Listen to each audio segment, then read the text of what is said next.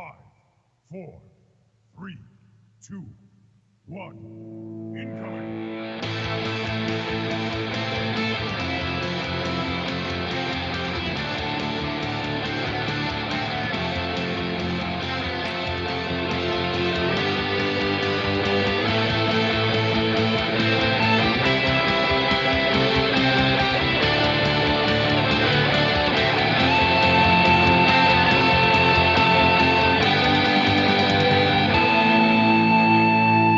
What's up, everybody? Welcome to the Omnic Lab. We're a podcast that focuses on the strategy inside the game of Overwatch, a competitive 6-on-6 shooter online. You probably already know that if you're tuning in this week, but just in case you forgot, this is number 24 of the Omnic Lab. We are just like a laboratory. We kind of work through trial and error with the listeners and the hosts alike, and sometimes things get crazy and our strategies blow up in our faces.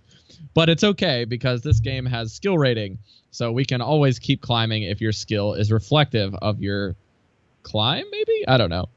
It hasn't been for me, but Andres' skill has been pushing him to diamond. So we'll get into that in a little bit. But we'll brew up some team comp strategies, go dive deep like we are today, especially on Mr. Reaper. And we'll give you some tips to hopefully play a little better and give you a little bit of a strategic edge and as best we can in audio format. I'm your host, Rob May, and joining me, as always, is your diamond in the rough, Andres Gomez. What's up, Andres? Diamond in the rough. Nice. That's a good way to get introduced.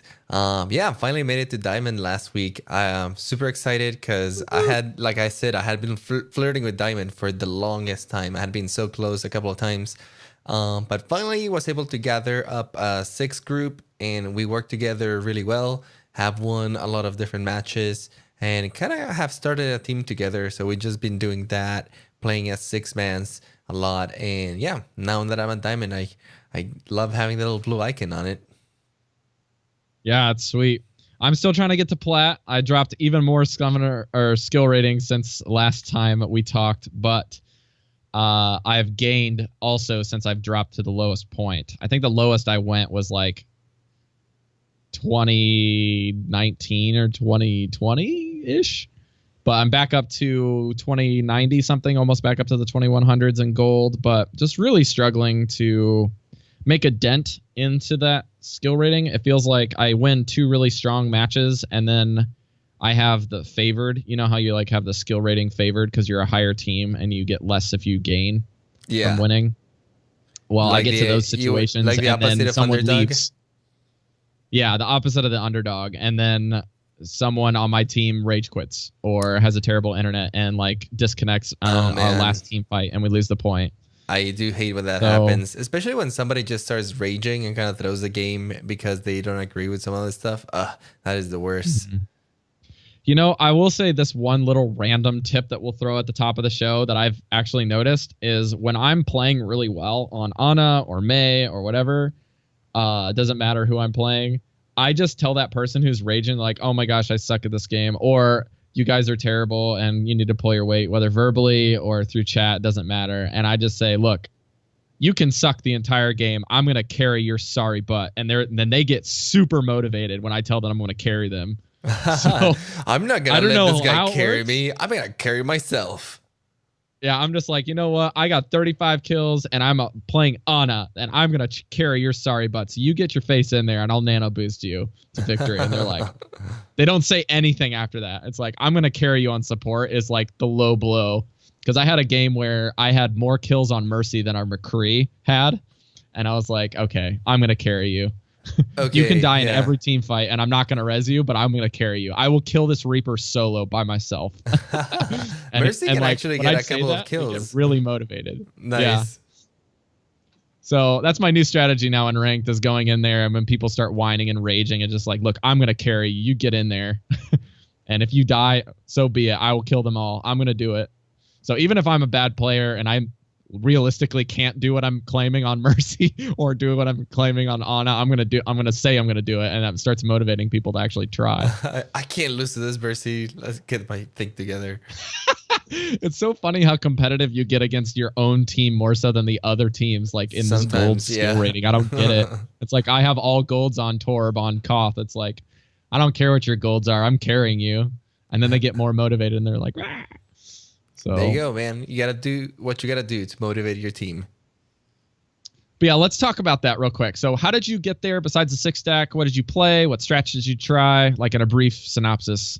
Sure. I think we've been playing a lot of the strategy that we're going to actually talk today with Reaper. Some people have coined it the Beyblade Strategy, which revolves around his ultimate and diving into the middle of the enemy team and just destroying everything with his ultimate, nano boosted and sort of stuff.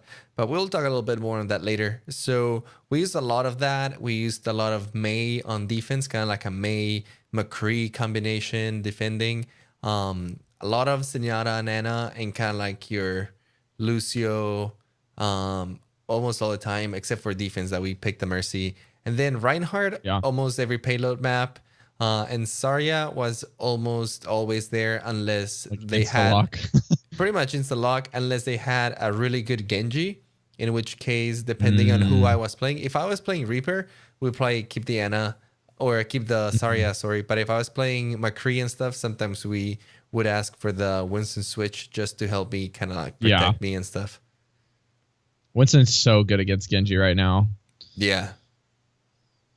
All right. So what I was doing is I actually have, like I was saying earlier, I've been playing a ton of Ana. Ana is now my second most played hero in competitive and very close to my Mercy gameplay. But I've also been playing back into the driver's seat on my Mercy a couple games this last week. And it's been really encouraging, like, to like hop back on something after playing so much DPS for this last week and like just tanking. I was like, well, maybe I just need to play DPS because, you know, support carrying's not working.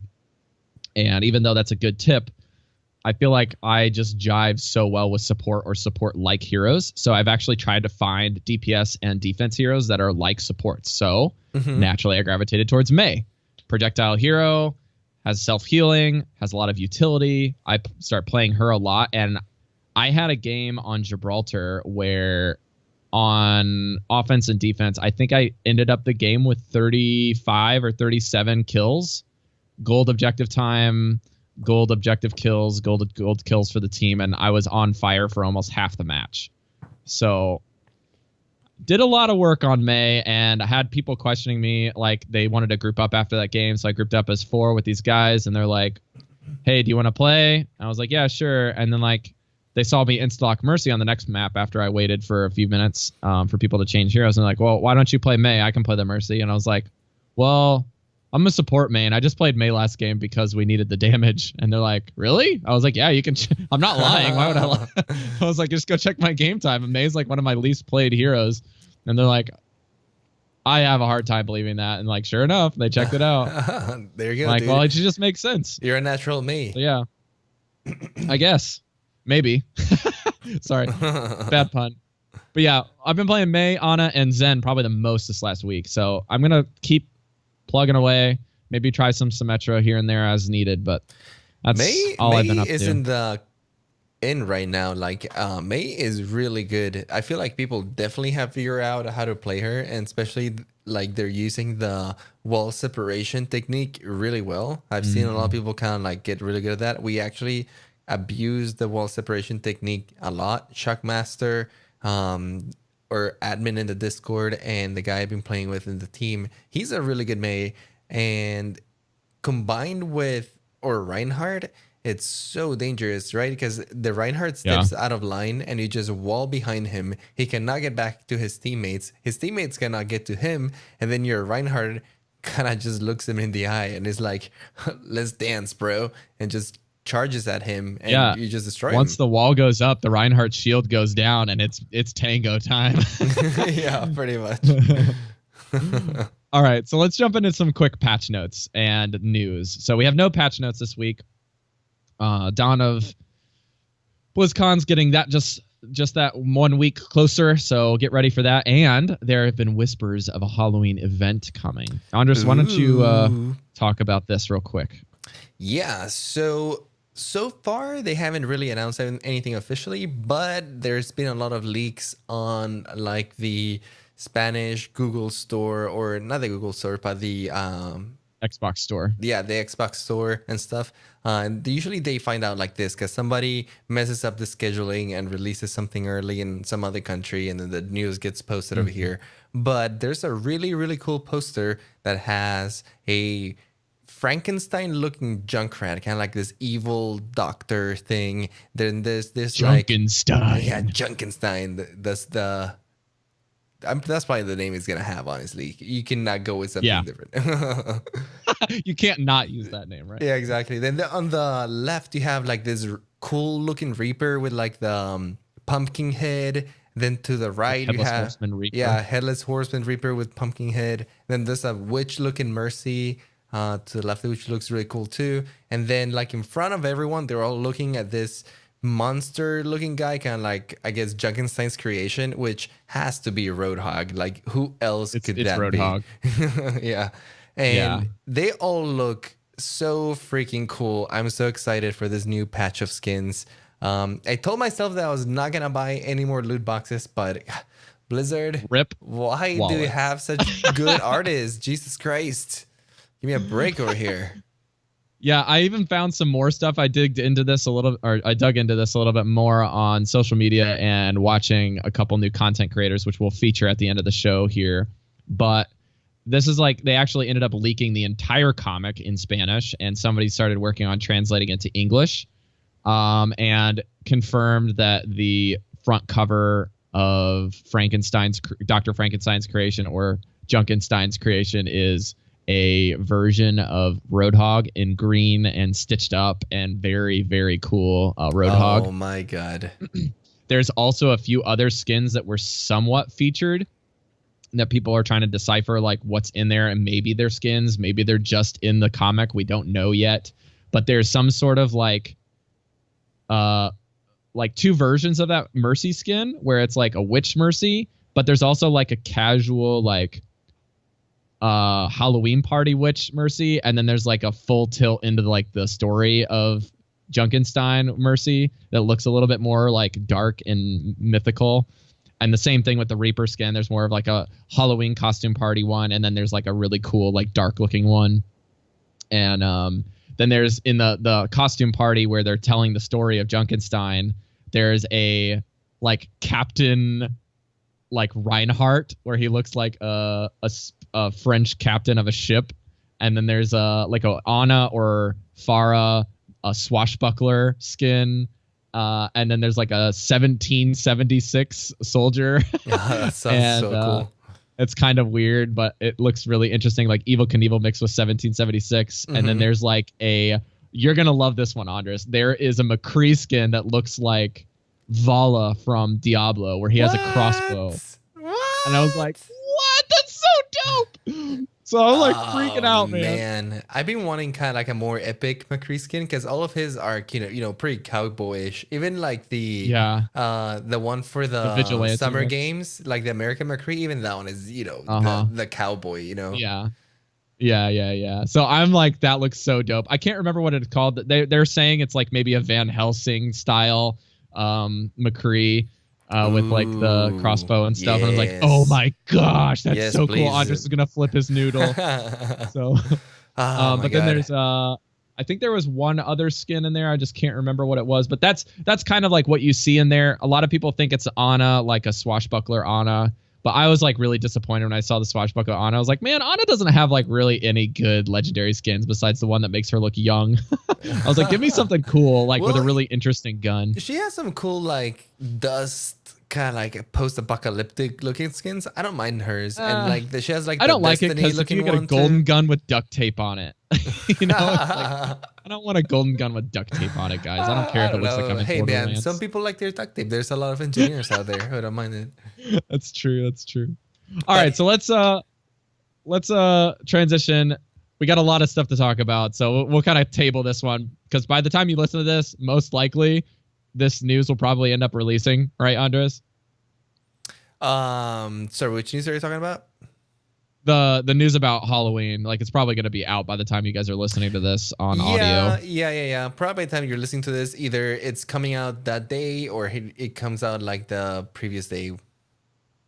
Yeah. I'm Yeah, something speculating like that. Tuesday for the patch. They're probably gonna drop this because you do want the month of And the Halloween comic on to Wednesday. be in. Yeah, I'm excited for this comic. Talking about the comic though, just a little tangent here before we move on.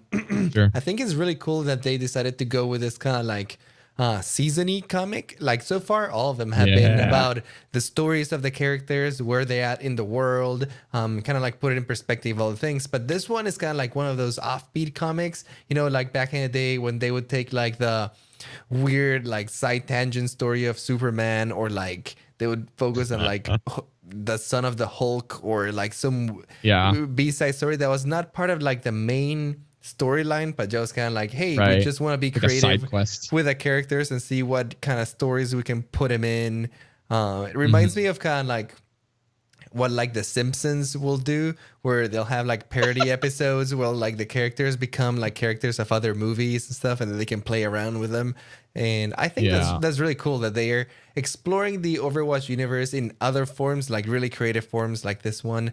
I can't wait for more of the comics. I definitely can't wait for the full length feature, kind of like full The graphic novel. Oh my god, yeah.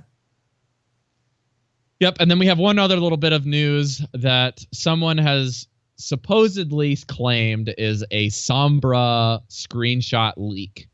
So there's like this really weird styled, like purple and white colored female character that has like a almost like an Uzi looking gun.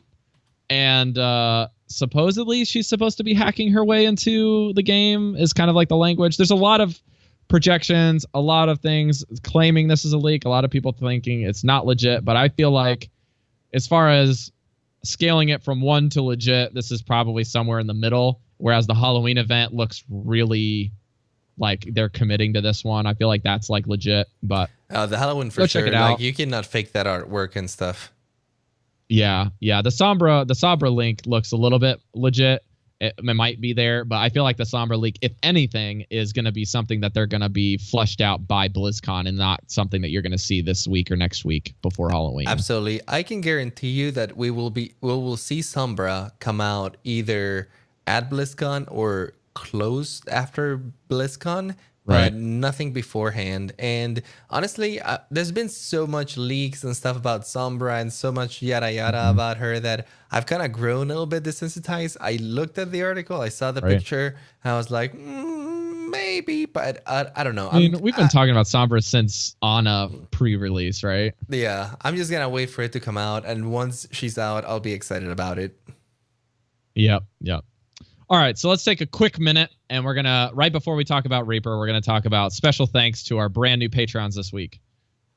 Excuse me. So we have Matt B and the High Noon podcast actually throwing us a little bit of love. So props to those guys. Thank you so much for support.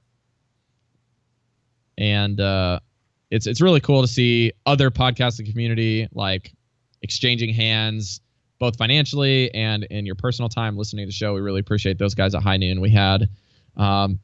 Deathblow over here twice now, and Andres has gone over to their show once or twice already as well, and really looking forward to good relationships with other podcasters in the community.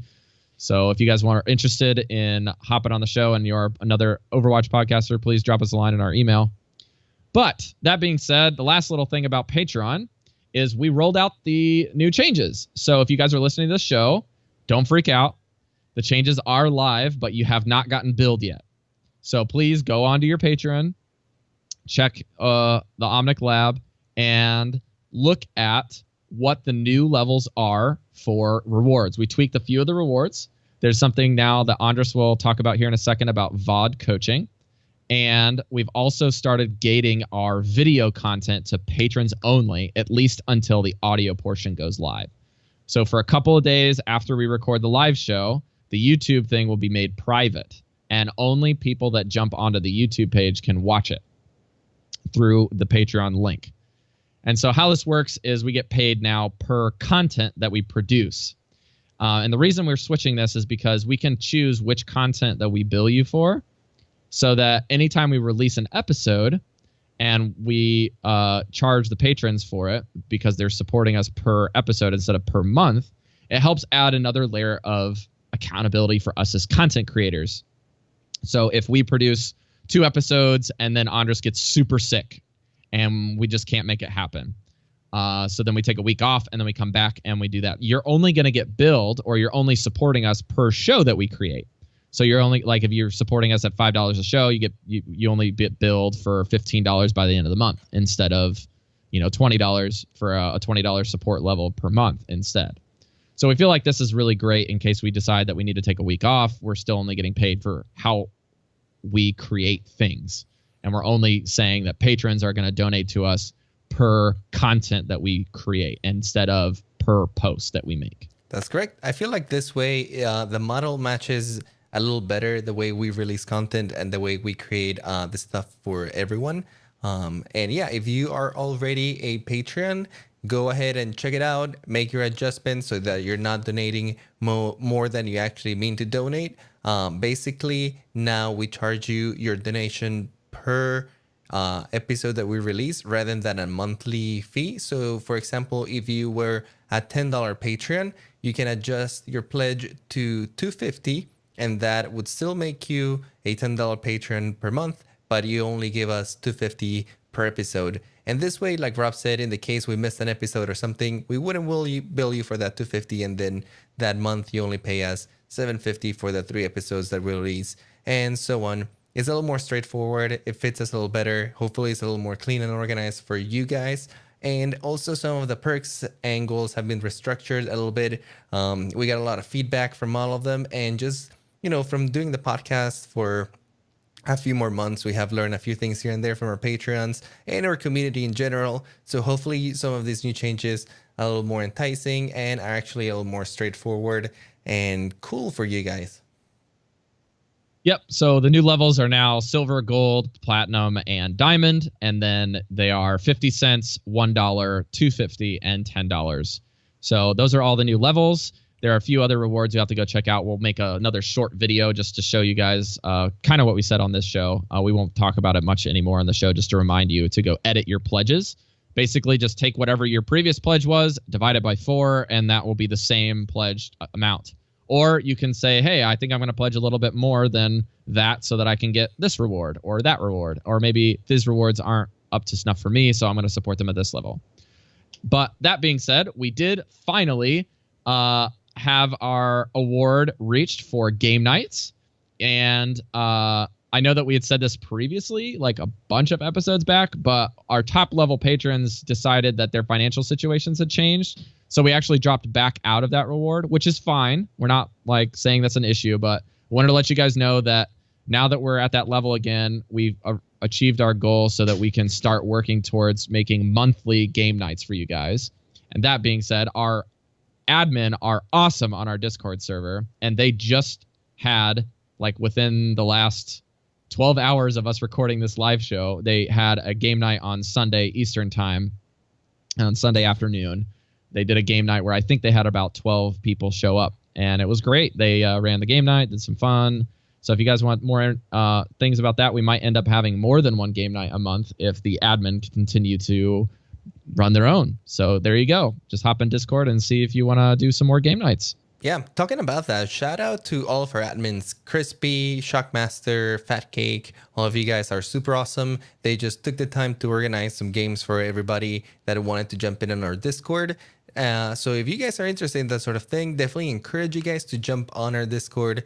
All of the links are in our webpage and also in the show notes if you're gonna catch them. But it's a great community. It's growing daily. We have some awesome people that are always putting good input, helping out with the coaching, posting videos. It can help you keep informed about what's going on in Overwatch, as well as just finding like-minded people to group up together. And then we have our awesome admins doing this sort of events from time to time, just cool game nights on a Sunday. If you don't have anything else to do and to play some cool Overwatch with cool people, that's where you can find it. All right, so last bit about Patreon is we'll have Andres cover what he's planning to do with this VODs thing real quick. Sure thing. And this happens at the platinum level, right? If I'm correct. It is at the platinum level, and it is after you get billed. It is not per the pledge. So that we're covering our bases, so we're not giving you stuff that you didn't pay for yet. Yeah. So basically, how this is gonna work is if you are a platinum level Patreon and you're wanting to improve your game, we are or I'm trying this new thing out where you can submit a VOD for one of your videos. I'll watch the VOD. I'll review some of the things that I think you could improve on. I'll do a video commentary on your VOD and give it back to you for your personal watching. If you want us to put it on our YouTube channel for educational purposes for everyone, we can do that too. But it's more of a service to you as the patron. If you just want somebody to really take the time and go through your gameplay and maybe offer you some feedback. I am not the best player out there in the world, but I have been able to reach Diamond, and I have a very well-rounded knowledge of a lot of the heroes and a lot of the gameplay and the strategy in the game. So I'm sure that if you are platinum or lower, there's some tips or advice that I can give you on your gameplay that might make you improve. So if you're interested in this sort of service, and or if you're already a platinum level Patreon and you would like to take advantage of this, it's something that we are starting to offer. So just keep that in mind. Yep. And then props to Matt or Fat Cake in the admin again, because he's started working with the other admin for creating a spreadsheet.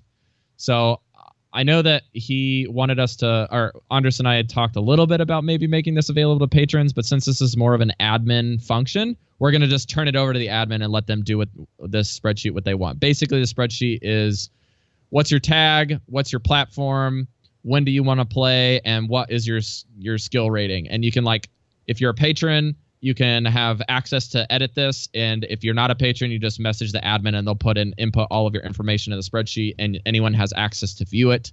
If you want to look it up, talk to our admin, Crispy or Fat Cake or Shock, and they'll send you a link to it. And you can use it to group up and add people very efficiently. Mm-hmm. All right. I think that wraps up everything in the pre-show and the news. But let's jump into going deep. We're going Reaper. All right. This week's episode is super exciting. I know that there's a lot of hype around Reaper. Reaper has been getting a lot of kind of like recognition lately, especially after the Overwatch Open, where we saw Soon from Misfits just do a complete display on how to play Reaper and how to annihilate the enemy team with him. But yes, there's been a lot of strategies revolving around him, and he is definitely a driving force right now in the metagame. He works really well, especially against or with the triple tank meta that a lot of people are playing, and he can be really hard to counter. So that's where we're gonna be talking about today. Let's start with Reaper's role. What is Reaper supposed to be doing in the battlefield? How are you supposed to play him? What should you keep in mind? First of all, you have to think of Reaper as a driving force in the front line. He's like your overdrive pedal. He's the guy that cranks it up to 11. He's the guy that brings in the heat, the pressure that is going to make the enemy team be like, oh, okay, they're knocking on the front line, basically. I think a lot of people think of Reaper as a flanker, and they play him as a flanker, but even though Reaper does have flanking capabilities, he more than anything else wants to be dealing damage at all times. And when I say at all times, I mean it's as much as possible. You want to be driving that front line forward. You want to be pushing the tanks back. You want to be getting into the middle of their team, disrupting them, maybe getting a pick on that McCree, on that Zenyatta, like the squishy heroes that like to hang around in the middle of everyone else to kind of get protected. Reaper is the guy that can get in there really quick, kill him, and then get out. So it's kind of like this kind of in and out force that is always putting pressure on the enemy team. He can deal an insane amount of damage at close range. So his range is kind of limited, and that's the other reason why you don't want to be flanking too much with him or going too far away from your team or the enemy team for too long. You're not like a McCree, a Pharah, or even a Genji that can actually shoot from a distance with projectile-based stuff. Or even Zenyatta. You're not anything like that. You need to be right in the enemy's face and really up close to be effective with Reaper. Basically, if I can summarize Reaper in a couple short words, is tanky main damage dealer, a tank buster, and a short range flanker. And what I mean by short range flanker is not the Genji style of flanking, but more of like short bursts of flank where he can teleport behind the enemy and kind of like reach for them from the back rather than have to go around them walking and that sort of thing. He has tools to get around the battlefield in short range pretty easily. Is there anything you would like to add over here? He's also very slippery.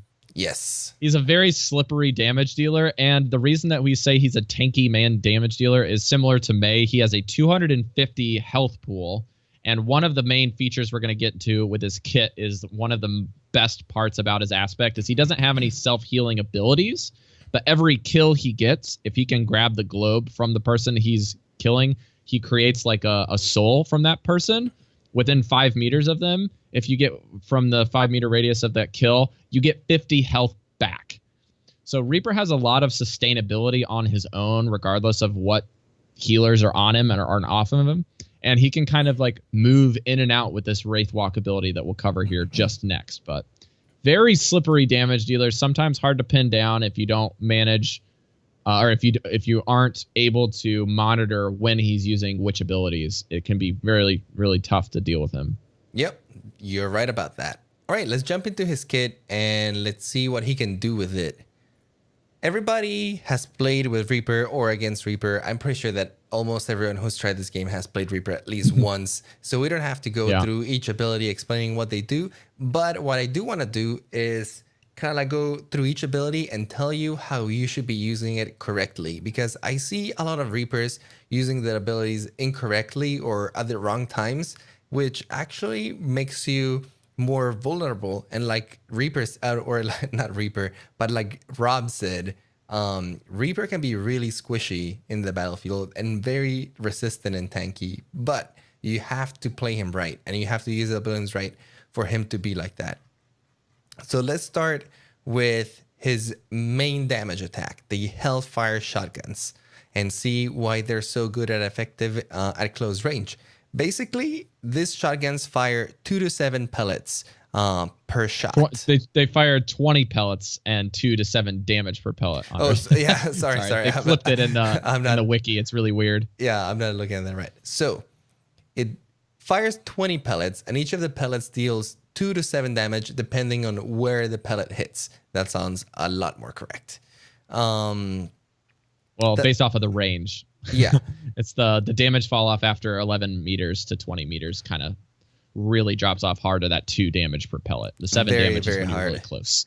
So your effective range is 11 to 20 meters, but at 20 meters, you're dealing rather lackluster damage. And even you're just tickling them. Yeah, you're just kind of like letting them know that you're there, but not really doing anything else. I'm trying to do damage. I'm here. Yeah. One thing to keep in mind is that even at the 11 meter range, even at that range, your pellets do full damage. But one thing to keep in mind is that you fire 20 pellets per shot. That means that you can do a total of 140 damage, right? 7 times 20. Yeah, 140 damage. If you hit all of the pellets. But the truth is that his spread is rather large on the shot, and it's easy to miss a lot of the pellets when you're just firing kind of like in the heat of battle and stuff. So truly you want to be even a little bit closer so that when you fire all of it, you hit the entire shot. When you hit the entire shot, it's an insane amount of damage. Like we said, 140, and it counts headshots. So you can effectively deal. That means 280 7 times damage? 2. 7 times 2 is 14. So every pellet does 14 that hits the head. And you can max out by, let's say you're playing with a Mei, and a Mei freezes a Roadhog or a Diva. Like, one shot to the face with full pellet damage is, what is that? 280, I think? 280 damage a shot. Like Yes. for all of them hitting the head. That's ridiculous. That's a 2-shot on a freaking Roadhog. If you didn't know this, Reaper can one-shot any 200 health hero. That means McCree, Genji, Tracer, Zenyatta. You got to be right up in their face. You gotta be right up in really their face. Close. One thing to keep in mind when you're firing your shots is aim at the throat. Don't aim at the head and don't aim at the too low. Aim kind of like at the upper chest, throat area. I think that is like the real sweet spot. If you're at enough close range, you get like half and half, right? Half body shot, half head shot. Yeah, kind of max your damage. You have to think about your shot as when you see your crosshair, half of the shot goes up, half of the shot goes down, or I guess 1/4 up, and then 1/4 to the sides as well. So it's like a little round ball around your crosshair. So if you're hitting around the upper chest, neck area, you are actually hitting the entire shot, and that's how you can one-shot really squishy heroes. Or if it's a tank, you can deal just insane amounts of damage in no time. So just things to point out in the Hellfire shots, so you can make maybe a little more better decision making and as how you're firing your shotgun. But let's move on to our next passive skill for Reaper, the Reaping. The Reaping is a very interesting passive. Not a lot of heroes have passive abilities in Overwatch. In fact, I think Reaper is the only one. Can you think of anyone else? Well, there's a passive ability that Mercy has, but Mercy's passive is that like shield healing like over time. So there's a few here and there. No, I think that counts. Mercy is probably like the other passive in the game, but this one is interesting. Basically, every time you kill a hero, it drops a soul, and you get the soul. It regenerates 50 health per soul that you grab, and yada yada yada. Everybody knows this, but here's the thing: with the souls, you can actually be very aggressive, and they encourage you to be very aggressive. That means that Reaper can heal himself as he's killing heroes, but you have to get the kill. Like I said before, Reaper is kind of like the guy that is driving the front line. He's in the middle of or he's in front, right next to the Reinhardt, right next to the Zarya, pushing all of the tanks back, or he is teleporting behind them and kind of like being in the middle of the fray. As soon as they turn to him, Reaper can wraith form away from it. And the beautiful thing is that you can grab health globes while you're in wraith form. And health packs. And health packs as well. So you can literally get really, really aggressive. Go into the enemy's faces and really try to get that pick. Get on that Zenyatta's face and the McCree's face. Right. Whatever you can do. If you can get the kill, you can wraith form, grab the globe, and kind of like go to a safer distance, back to your team, or to I don't know, a flank point where you can disappear, teleport somewhere else. But that's kind of like the essence of the Reaping. It allows you to be very aggressive, and as long as you're getting kills, you get to capitalize a lot on them. The best part about the Reaping is that the player kills don't necessarily have to be attributed to Reaper last hitting them. If any enemy is dying and you are around, you can collect the globe. So this is a very team-focused Reaping ability. So even if you're helping your teammate out and your supports are down and you're killing targets, Reaper can keep sustaining through the fight as long as your team is killing people. That's correct. So as long as you're putting in the pressure, you don't even have to get the last hits. As long as you get one hero to like really low and then somebody else finishes it off, there you go. You get to heal. Very strong passive, especially when the enemy heroes are cluttering up. It can keep you alive through a fight. And the times where I've been playing Reaper and I'm about to die, but I'm able to kill that Mei and heal, and then you kill the Zenyatta and heal, and you start kind of like chaining kills like that. Your kills. Yeah, because the enemy team is so confident that you're almost dead, and like as soon as they see almost dead, they're like, kill the Reaper, but you kind of like keep healing as you're killing, and you kind of start chaining kills, and you kind of become the true Reaper at that point. You're a threat. Yeah. All right, let's move on to wraith form. Talk about that a little bit. This is really cool. Yeah, wraith form, as everybody knows, makes you into this smoky, ethereal being where all bullets just pass through you. You become immune. No damage can be done to you. No movement effects take effect on you. So no graviton, no Junkrat, no McCree stun, nothing like that. You're immune Discord to orb. everything. Yeah, basically you go into another dimension for a second and basically come back. It lasts for 3 seconds and it has an 8-second cooldown. So relatively long cooldown, but not too long. You can actually use it often. I would say probably once every battle. Kind of like the bread and butter for playing Reaper. Yes, Wraith form, it's an ability that as Reaper, you definitely have to master the timing of. It's what's going to keep you alive the most. I see a lot of Reapers using this wrong. I've noticed so many Reapers kind of Wraith form to engage and even like Wraith form to position themselves in the middle of the enemy team and then use their Death Blossom. And honestly, there is nothing more obvious and more like telling than a Reaper just Wraith forming into the middle of your team. Like the only thing you can think when you see that is like, this guy is about to ultimate. This little guy. And McCree. Just look at him. Yeah, just look at him walking right into the middle of us. I wonder what he's about to do. Get off of my payload. And here's what happens when you start Wraith forming into the middle of the enemy team. McCree kind of gives you this glare and puts his hand on the flashbang, just ready for you to get out of there. You have Zarya kind of analyzing everyone who she can shield and who when she can shield herself. You got Reinhardt lining up that charge. Basically, you become the biggest target in the world when you do this. So please do not Wraith form to engage in the battle. Don't ever, be that guy. Ever. Do not do it. And we're going to talk about why you didn't do it later. Basically, you want to save Wraith form always to disengage. This is your disengage tool. This is after you have gotten in the middle of the fray and you're bashing them with your shotguns. Eventually, they're going to be like, whoa, there's a Reaper right in front of us or back line. We have to deal with them, and everyone's gonna turn to you and focus you. When that happens, and then you can get out. When you can feel everyone turning their attention to you and the bullets starting to fly towards your side, that's when you Wraith form and you get the hell out of there. Usually the best Peace. Yeah, peace for real. Usually the best place to go after you Wraith form is right back to your team. Obviously, this is not always possible.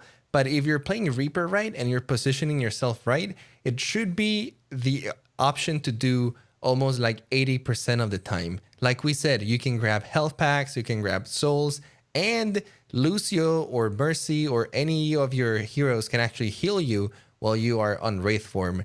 I see a lot even the payload can heal you. Yeah, even the Reaper. I see a lot. I mean, not even the payload, not the Reaper. Yes, the Reaper can heal you by souls, I guess. Killing you. But anyway, I see a lot of Reapers kind of Wraith forming and looking for the back alleys or kind of like the nooks and crannies right away to get away. But honestly, what you're doing there is you're putting yourself at a disadvantage, just running out by yourself. Reaper is rather a slow hero. And once you're out of Wraith form and that thing is on cooldown, you have no defense. You are a moving target. And Reaper's frame is medium sized, so he's not that hard to hit. Really easy to shoot. Yeah, he's not like a Lucio or La freaking Nana that are tiny and they're hard to hit. This Reaper is big. So you kind of want to always Wraith form back into the middle of your team so you can be protected by your Reinhardt shield. Zarya can shield you if needed. Your healers can start healing you as you're Wraith forming back into it. And that is usually the safest route to go, in my opinion. Also, remember that your movement speed is slightly increased for when you have your Wraith form. So if you have a Lucio and he has that speed increase on, you can get in and out like a fast food restaurant with this Wraith form.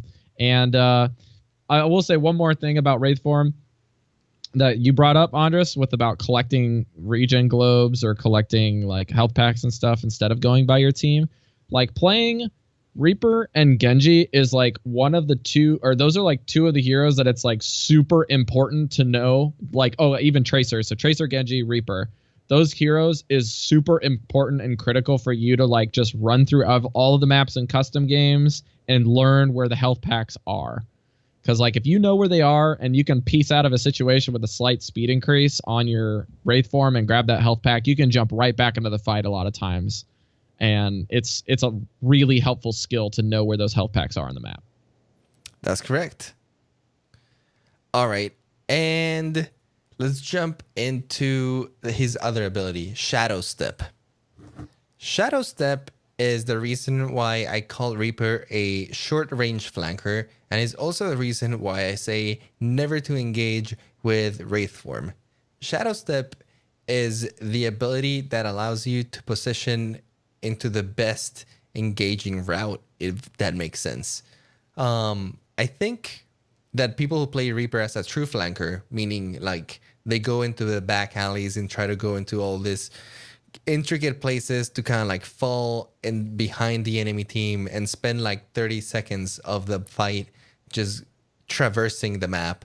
I think that is a huge mistake with Reaper. Like we said in the beginning of the Reaper going deep, is you want to be dealing damage with him as much as possible, and you want to be driving the front line forward. Basically, you're the guy that stands right next to your Reinhardt and actually puts out the pressure while he has a shield up, and makes the enemy team have to, or the enemy support to have to use their abilities, that sort of thing. He's a driving force. So basically, the way you want to use Shadow Step is to keep that pressure up at all times. Sometimes you really need to get rid of that McCree. Sometimes you really need to get rid of that Zenyatta. And they're behind the Reinhardt, behind the Zarya. And if you just literally walk towards them, you will get bashed and stunned and destroyed, and you can't do anything. Thankfully, with a Shadow Step, you can quickly blink behind them, fall on top of the enemy team, and start going ham on that McCree, start going ham on that Mercy. And once the enemy team realizes that you're there in the middle of everyone and that Reinhardt, Zarya have to turn around, you can easily Shadow Step out of the way. Hopefully you have gotten one of the kills, and that's the beauty of it. The beauty of Shadow Step is you can teleport above him, you can teleport behind them, and if you're doing it right, they won't notice as you're doing it. So you can kind of poke from the side really quick or jump from above them, get that kill and get out there really quick, go behind your Reinhardt, and then keep the pressure up, keep driving the force forward, and then kind of like rinse and repeat. Once you get your Shadow Step and Wraith form again, you can do it again. Shadow Step is also the biggest tool you have in your kit to position yourself for your ultimate. And this can be super, super strong, especially if you can find a good like vantage point that you can teleport to and watch the enemy team from above and just jump on top of them. And as you're falling, you can activate your Death Blossom, kind of so you start doing damage before they even know where you're coming from. Most people are not like looking straight up at the ceiling in the middle of the fight. They're more looking straight up, straight in front of them towards the enemy team. So that can be really useful. Mm-hmm. Yeah, I like the Shadow Step ability a lot. I think it's good to realize that Shadow Step is also putting Reaper in a very vulnerable position while he's doing this. So if your opponents have a Widow or an Ana or a Hanzo that can actually see you where you're leaving and where you're going, they can delete you, because while you're crossing your arms to teleport, and then when you reappear, those two positions is like a 2-second cast by the time you disappear, and then another second and a half by the time you quote unquote land at your destination. So you do want to use this, like Andres was saying, in a way that they don't see you. So you need to teleport to positions where their front line and their back line don't notice you coming in. So lots of verticality with this is usually where you want to look, and not necessarily horizontal. You want to look on the vertical axis as well. Yeah, definitely a lot of map awareness for this skill. Like the more you know the maps, then the more you know those small little corners that you can teleport to and then fall on top of them, the better off you'll be using it. Definitely, like you said, Rob, it's a slow ability. You never want to teleport in front of an enemy, because you will more than likely die. There's nothing more satisfying than when I see a Reaper teleporting as McCree, because I just aim at their head. Boom. Yeah, I just aim at their head with no problem and get a free kill. Or if they're close enough, aim at the head, flashbang, and then hit them again, and they're done. Yep. All right, you ready to talk about Beyblade and Death Blossom? Yes. So let's move on to the last ability of Reaper and why the new strategy has been born, the Beyblade strategy that some people have been calling it, and we'll explain that later. Death Blossom, as everyone knows, is just a huge ball of death. Reaper just becomes this spinning ball of death that shoots shotgun shells in every direction. Anyone who's near him will probably die unless they can get away, shield themselves, or stun the Reaper in any way possible, or kill him.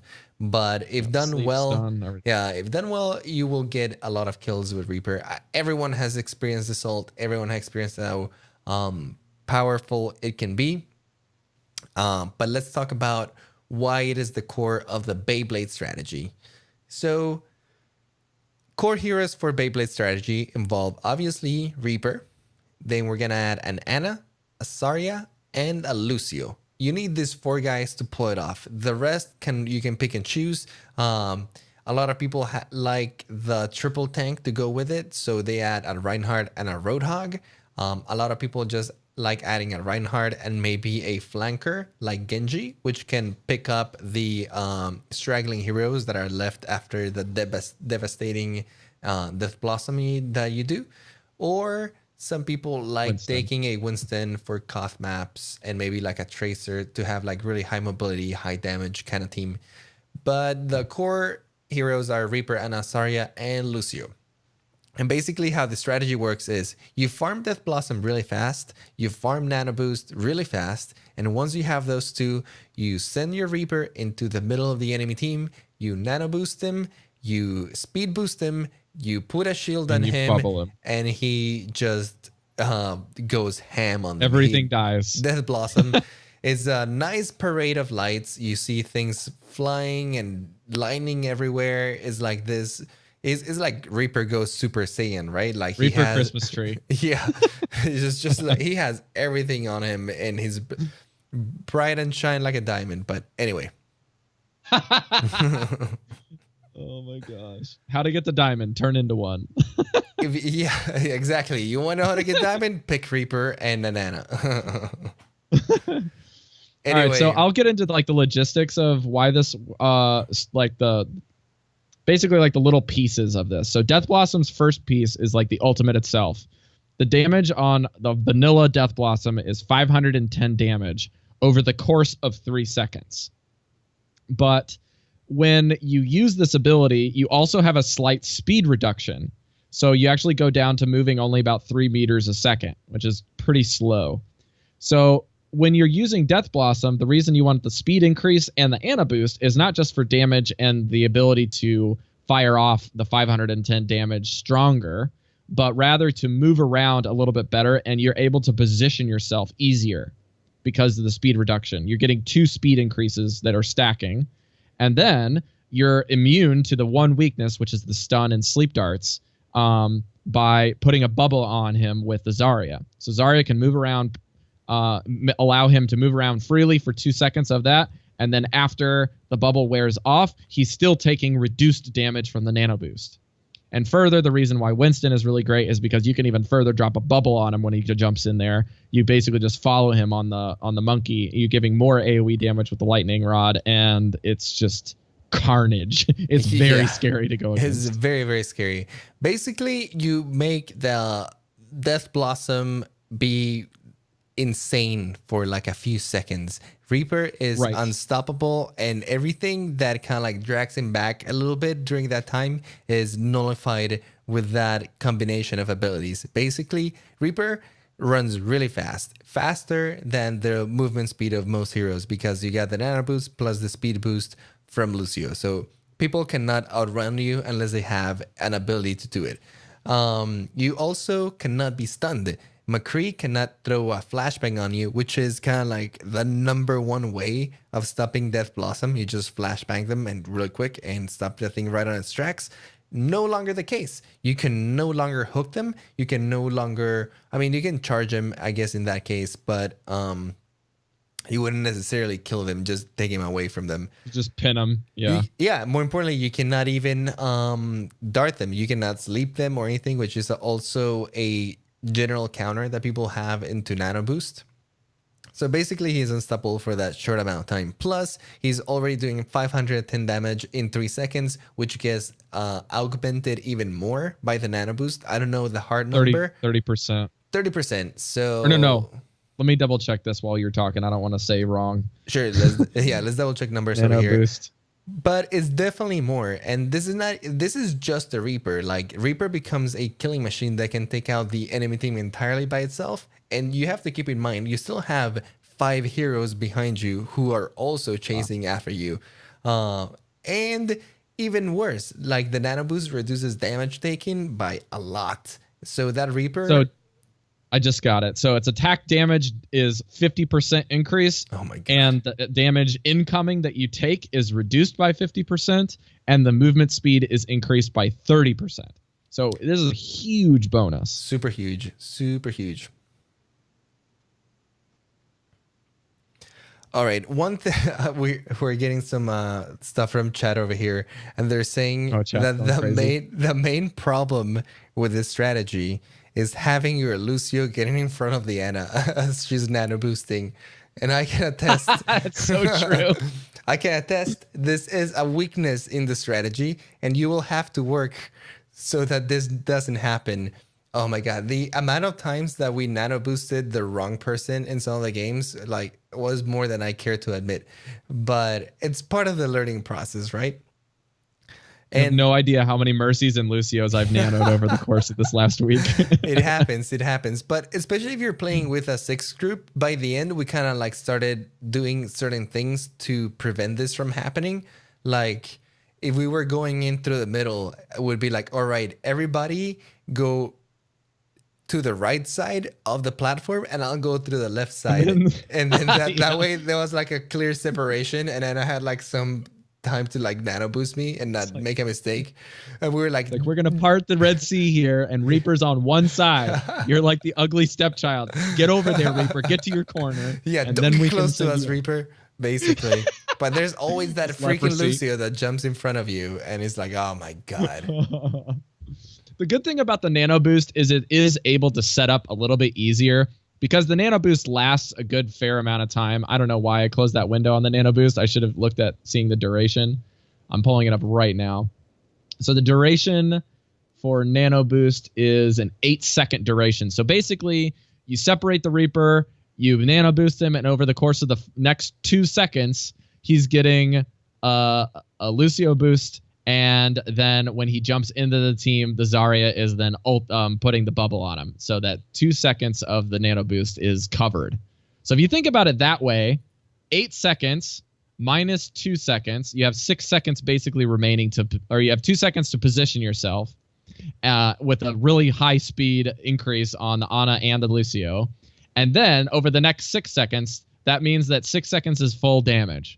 So 6 seconds, that means 1/3 of the amount of time that you have the Nano Boost up, you are shielded, and 3 seconds of the Nano Boost is your entire ultimate. So you have 1 second of your ultimate that you are vulnerable, which is a very small window of time. That's all you need. Honestly, once you're nano boosted, those first 2 seconds sometimes is all you need, because you take out like all their squishies, and all that's left afterwards is like the tanks. So you finish them off like easier later, or your team finish them off. As long as you can get like their Lucio, Zen, and McCree out of there right away. It's like, oop, there. And that's usually how it goes, right? Like you have your Reinhardt and your Zarya, and then right behind them will be like McCree, Zenyatta, and Lucio, or like the Zenyatta Mercy kind of combo. So if you can just rush with speed boost right past the tanks, jump on the other guys, or like we said, just shadow step on top of them, ask for the nano boost while you are on top, and then just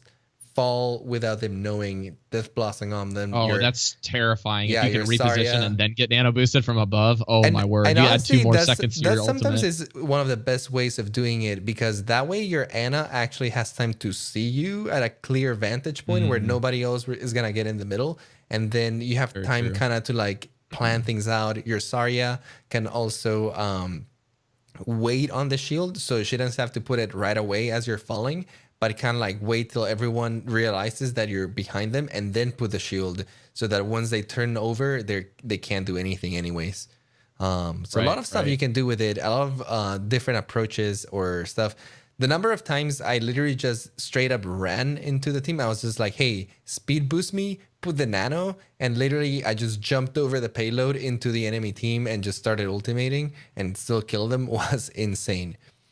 Also, you can basically start this if you're around like what 85% with a nano boost. You're going to be charging on like one or two shots a lot of your ultimate charge. So you can like run in with the nano boost, start shooting, and then boom, you get the nano boost. Your ultimate's ready to go. You just start it. Like there's lots of ways that you can pull this Yeah, off. you can definitely do that too. I would say do it if you're like 90 or above, because sometimes you can miss a Yeah. few shots since you're moving so fast, and you kind of want to That's guarantee true. it. But now that you're talking about that, Reaper's ult takes a little bit longer to load than Anna's ult, and especially Right. if you have not been able to put a lot of pressure because maybe you got killed or you got unlucky and you had to like back off for a little bit, and Anna like got her nano boost and you're maybe at like 50 or 60% of your ultimate. Don't be afraid to let your Anna nano boost somebody else. Like usually you'll have a Reinhardt on the enemy team that is equally effective nano boosted with no need of like Death Blossom or anything. And at least up until this point, because we have heard that her ultimate is gonna get nerfed a little bit and the Mhm. timing is gonna get increased, the cooldown. But at least for now, Mhm. like Anna can get her ultimate so fast back that if you have a good Anna, let her ulti or nano boost the Reinhardt, and then once she has it again, then do your Death Blossom and so on. Just alternate. Yeah, just gauge on how you're building your ultimate, because sometimes some enemy teams will have, for example, a Roadhog and a Zarya, and they'll be like really out there, and you're just soaking damage on them constantly, and you can build your ultimate really fast. Sometimes with comps like that, but sometimes when they're playing a little more protective and not letting themselves get hit as much and kind of keeping you away, it can take you a little longer to build it. But like we said, you always have to be dealing damage. Your main thing is building that Death Blossom as fast as possible. And the only way to do that is by always dealing damage to the enemy team. So like we said, always in the front line, always flanking in short ranges, appearing above them, appearing behind them, and keeping the onslaught. Try and get those picks. Trying to break their kind of like middle ground and separate them. Don't let them clutter up. And always keep driving that front line forward. That's kind of what you want to be doing with Reaper. Okay, so let's take a quick second and say, like, okay, guys, that's nice and dandy, but I only have two friends that I can solo queue or triple queue with, and I can't pull off the Beyblade strategy. So I'm going up against teams that are doing this. How do I survive it? I'm glad you asked. So some of the best things that I have been able to think through when Andres told me that we were going to talk about this today was that you should probably try to use a Zarya ultimate as a defensive zoning technique instead of a team wipe technique. So what this means is that when the Reaper is doing his thing, you can shoot the Graviton Surge just a fraction of a few meters behind him and suck him into that. Because it doesn't do necessarily that much damage, even if you're giving a little bit of charge to the shield. It's a zoning thing, and Reaper has to stay where that Graviton is. A lot of people might think that using the ultimate for Zenyatta to counter Reaper's ultimate is really helpful, but you forget very quickly that the 50% damage increase is also a thing that you want to watch out for. So maybe running a Zen ult to counter this is not your greatest decision. It might just be smart to run a Mercy outside of the team and play a little safer when you're playing against Reaper, and then run into Res after. I think that is the key. I think that when we were playing comp, the only teams that were able to kind of survive the onslaught of the Beyblade strategy was the Mercy teams.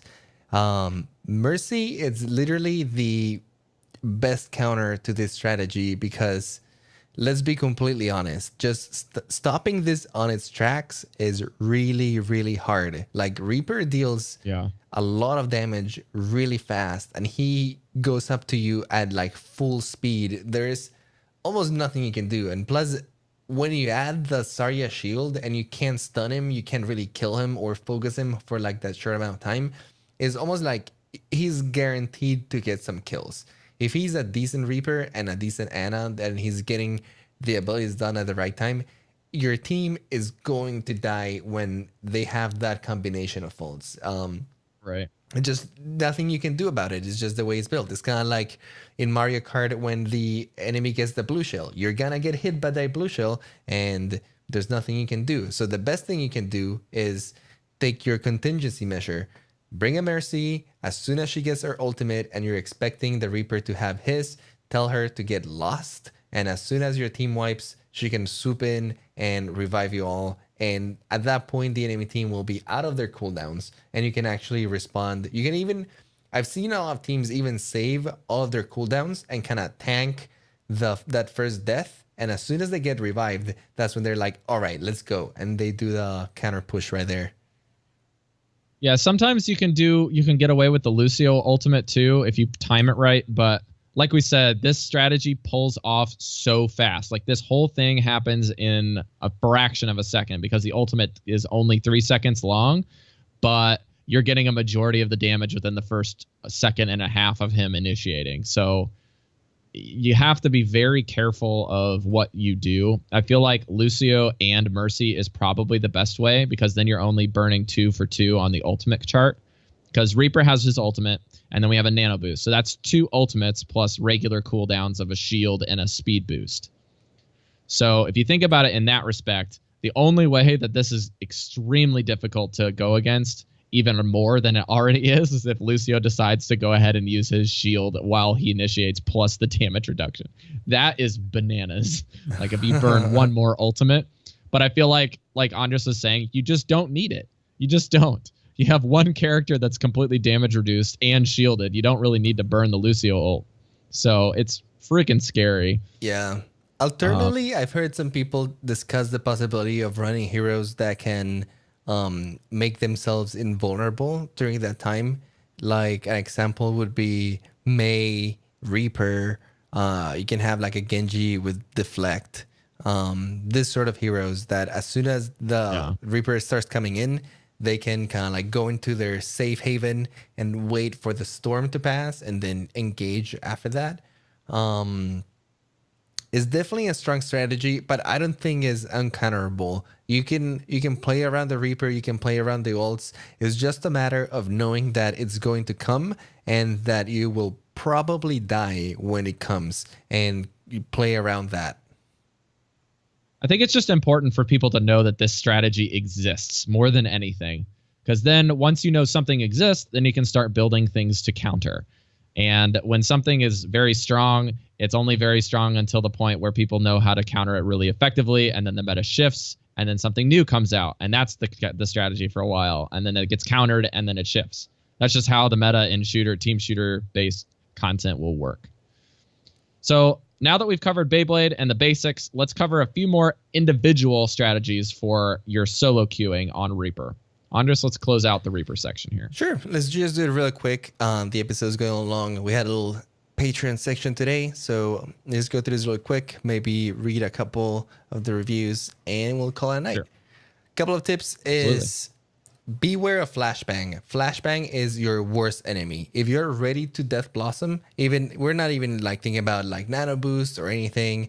If you have your Death Blossom and they have a McCree, make sure that you either don't ult near him, you ask for a shield if you're gonna ult near him, or you wait for him to use the flashbang and then you ult, because there's nothing more frustrating than getting your entire ultimate canceled by a McCree flashbang. And trust me, I know this because I do this all the time with McCree against other Reapers. Also, the sleep dart does the same thing, and that's max range. So yeah, same with sleep dart. So beware for those things. Also, one thing to keep in mind is a lot of people who are running the Zarya in this Beyblade strategy are gonna have Graviton with their strategy as well. And one thing to keep in mind is that oftentimes I find that Graviton plus Death Blossom plus Nano is oftentimes overkill. It's just a little too much. Like, I don't think you need all three. I think Death Blossom and Nano are usually enough to give your team enough of an advantage to just either get a couple picks and then push through, or literally outright just kill the entire team and win the point. I think it's better if you save that Graviton just in case, for example, they did have a contingency measure and then Mercy comes out after and reses everyone. Or while they're getting up, you can just grab him. Yeah, or even if you want to keep the momentum, right? You do the Reaper Nano Boost, and then on the next fight, you have your Graviton plus maybe something else. Let's say if you're running Roadhog in your team, you can Graviton and use Roadhog's ult, and at that point shield him and use him as kind of like the second combo. So I'd say, and this doesn't always just apply to Graviton, but Graviton is like a good example of an ult that always gets run with this combo as well. I think it's better to stagger your ults than just use them all at the same time. The Nano Death Blossom is usually strong enough to take care of everything. And if it's not, I think it is worth reviewing the execution more than just piling up more ults. I agree. And reload frequently. That's one other thing that I know it sounds really basic of a tip for in the advanced tips section, but if you don't have all 8 shots of your shotguns, just reload before you initiate. Like, you really need to have that full 8 rounds when you're going in, and try to use as many of your rounds before you Wraith Walk as possible if you're able to. Yes. I know that's kind of a more of a basic tip, but that's something that I feel like is the difference between good Reapers and great Reapers is the ones that are able to get all of their clips out before they Wraith Walk, because then they're maximizing their damage. Yeah, and that will depend on how you're able to engage, how you position yourself, and the situation, how you're using your Shadow Step, how you're using your Wraith Walk, how much you're going to be able to dish while you're in the middle of the enemy team. But I think that covers it pretty much for Reaper. That's kind of how people are playing him right now. And I think we cover a lot of good tips on how to use his abilities. Hopefully this gives you guys a little edge on your reaping, and you can maybe Beyblade your enemies to their death. All right, there is some people in the chat talking about animation canceling, but I've done it with the canceling and the melee and with not for reloading on Reaper. Like when you hit the reload button, you're supposed to use the melee button and it cancels the animation for you reloading. But the time that it takes you to do the animation and the melee with that with the melee is near the exact same time as the reload animation. So yeah, I think that myth was debunked. It was a myth. There's really almost no animation canceling in this game. They've worked really hard to get rid of all of the ones. So I wouldn't even try to learn any animation canceling reloading with Reaper. Just play him regularly. Yeah, I mean, if you want to, please feel free to prove us wrong and stuff. But I mean, I've done it both ways, and it feels less than a fraction of a second. If it is faster, it doesn't feel faster. So, anyways, that being said, we didn't have any emails, which is great for us because we had a very full show this week. But if you want to send emails, you can send us emails over at omniclabpodcast@gmail.com. You can tweet at us or DM us or even put your questions in our Discord. But we did have more requests for the Dive Deep shows, so here you go. Now we've done one on support, we've done one on tank, and we've done one on DPS. So we have, right? Yes, or we have 4. One of each. I think we've done 3, right? Yeah, 3. One of each. Lucio, Zarya, and Reaper we've done so far. We've gotten a lot of positive feedback on this Going Deep episodes, and we really enjoy doing them because it allows us to really focus on one hero and kind of give you more advanced tips and not just a little rundown of what they can do, but more of a like, hey, this is an actual strategy you can do with them. Hey, this is how actually you should be positioning with them. So it allows us to cover a little more ground on the heroes. If you guys have any suggestions for who you'd like us to do next, you can always send us an email, let us know on Discord, or tweet at the show and be like, hey, I want to dive deep on Bastion. Hopefully not Bastion, but you know, you we catch do my need to drift. do a defensive hero though. So We do. in that respect, we'll probably In get that to a respect, defensive hero next. May sounds like a really appealing defensive hero to do a deep dive Yeah. next. But let us know your opinions. We're all open to ears. Our ears are open. I can speak today. All right, so we have 3 iTunes reviews from Exless, from iAmerica76, and from Liker of Games. But because the show is going a little long today, and we had a long, lengthy pre-show that you guys aren't able to listen to, thankfully, we're just going to read the one from Exless. So, Andres, I'll read this one, and then we can get into where you can find us and our featured content creators this week. So, Exless from USA says, amazing podcast for all levels of play. This podcast does an amazing job of catering to players of every skill level. When I started listening after the release of the game, I had no idea what I was doing. Join the club, friend. I don't think many of us did. And the tips and strategies these guys talk about every week give great insight that help me learn quickly. As someone who loves studying the details of the game and using the strategic advantage over a raw mechanical skill, this podcast has been invaluable. Even as a diamond player, there is still interesting and useful feedback in every episode without going so deep as the less knowledgeable players would be left behind or left out. Thanks, guys, and keep up the great work. Thanks so much, Exless. That's pretty much a carbon copy of what our mission statement is for the show. Make it worthwhile for any skill level, even if it's only a little bit, and just kind of a good release from playing the game, just listening about the game, even while you're at work. So thanks so much for your iTunes reviews as well to iAmerica and Liker of Games as well. We love getting that feedback. Thank you so much. Andres, did I lose you? No, I'm here. Okay, sorry. My internet seemed like it was going out for a second there. Sorry. But No we worries. have 2 content creators that I just came across this week that actually are very popular in the YouTube scene. So if you guys know that we feature the Cynical Nerds and the Overwatch Central guys quite a bit, but there are 2 new people that I'd like you to go check out if you have the time and you want to read up on more of the Sombra and the Halloween news. You can check out Unit Lost and Your Overwatch. So these are 2 other great content creators that I've been able to come across and really enjoy their content.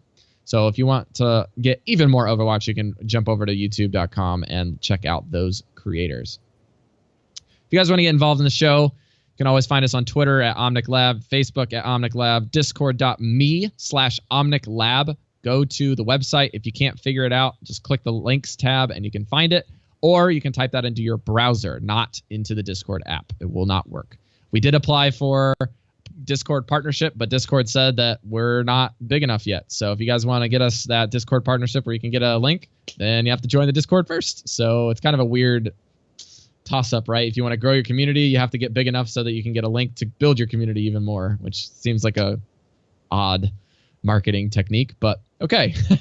Then we have emails, omniclabpodcast@gmail.com.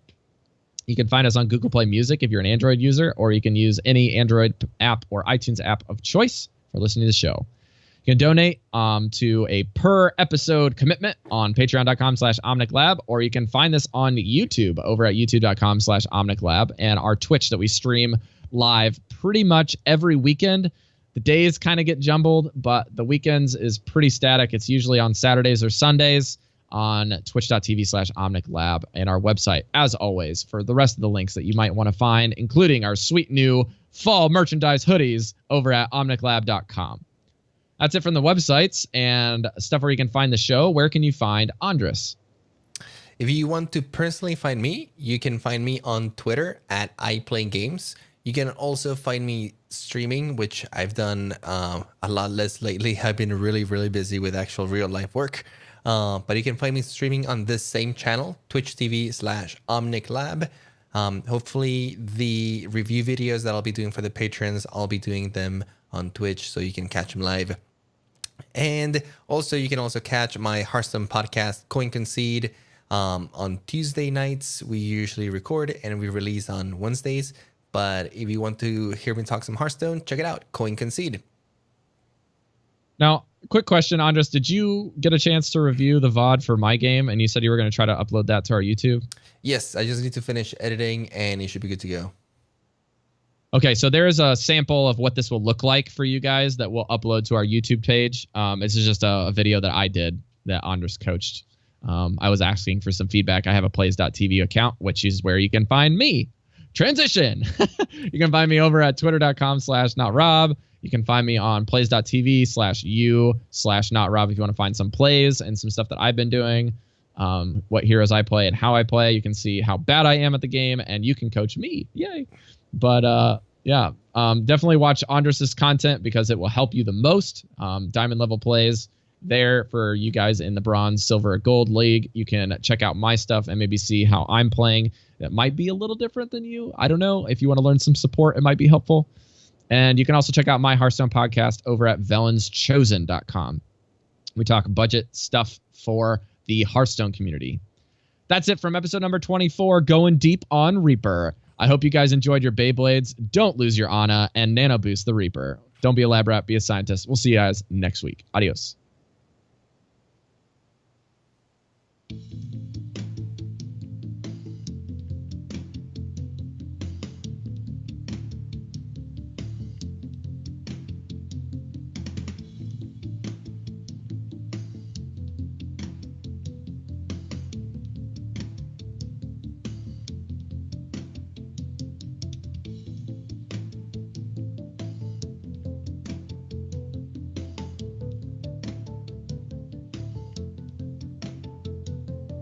I have nothing more to teach you. The rest you must learn for yourself.